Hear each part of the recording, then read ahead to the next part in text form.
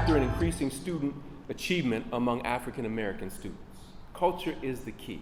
But I don't want to assume that we're all operating from the same definition of culture.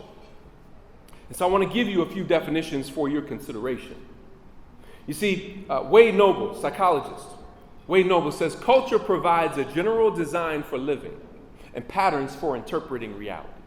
A general design for living. The general design for living of the culture that I came up in was faith in God, hard work, and education. Ashe? That was the general design. Anybody else come up under that kind of general design? Okay?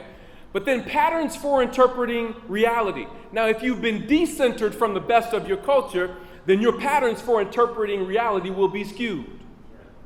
And so many of our children have been decentered from the best of their culture. Many of them have not been exposed to the best of the culture. They've been exposed to the worst of the culture.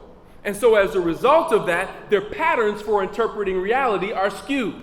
What do I mean by that? I see a young brother, I see him as a brother.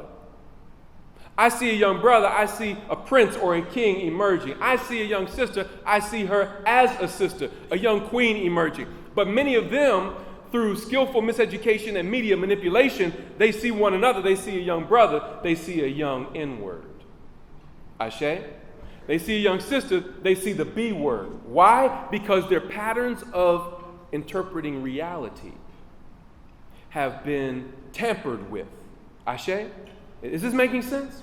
Dr. Marimba Ani tells us that culture is ordered behavior, and it doesn't take very long to see that there's some things that are out of order. But in this time, during the midst of a global pandemic, this would be a perfect example. She says your culture is your immune system.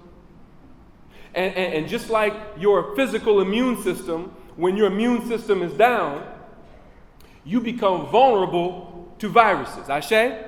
And so this issue of culture is central to meeting the needs of our children. It's vital, or we become vulnerable to attack.